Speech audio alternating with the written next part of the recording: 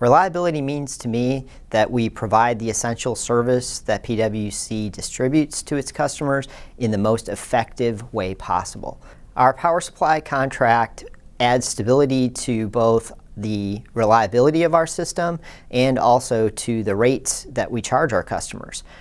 We are a full requirements contract holder with Duke Energy Progress, and we have a grandfathered clause that basically we are served the same as their retail customers. And so if they were to do some form of interruptions because of a constraint on their transmission systems or generations or something, we would not, like a typical wholesale customer, be cut loose before their retail customers be cut loose. So that provides a lot of value as far as the risk to our customers of having a very valid power supply to our entire system. Also, the full requirements contract has a multitude of different generation resources that basically provide stability against the fluctuating markets of fuels and things of that nature. So we get stability from that contract that we roll out in our rates so that we don't have fluctuation in our rates based upon things like natural gas or coal or other fuel-driven entities.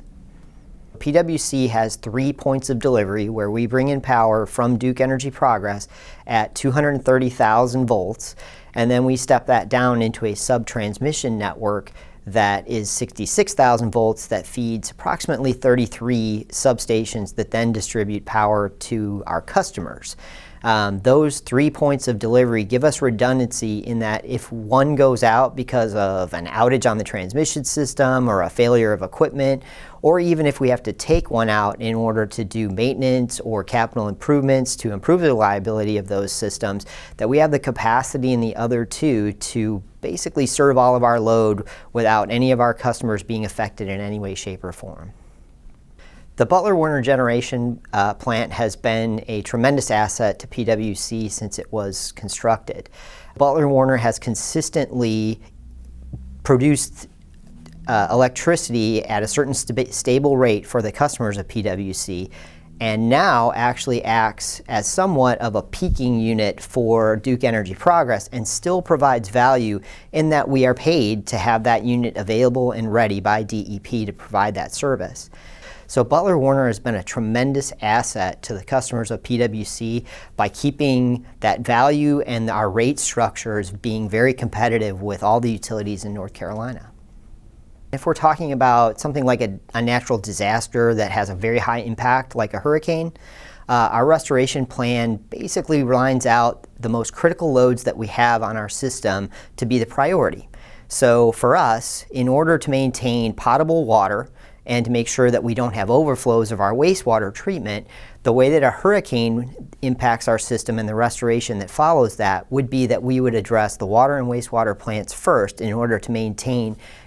suitable drinking water and the ability to have wastewater service and no overflows to our customers so that they can have that resource. If you lose those types of resources, you have to go into a boiled water situation, and there's a lot of complexity, and you also do not want to have environmental impacts from overflows from your wastewater treatment systems. So that's a priority. Second to that, we go to our hospitals, our public safety entities, and also any types of relief centers that have been set up as emergency shelters for people that are impacted by that type of storm. So that's our second priority. From there, we go on and we do assessments of our system, and we look for where can we get the most amount of customers back on in the most expedient manner, and we address those first, working our way from those all the way down to the homeowner level where maybe they've been impacted by some sort of wind or tree damage that's taken down their individual service, and we work with them as they get those repaired by an electrician to get those back on.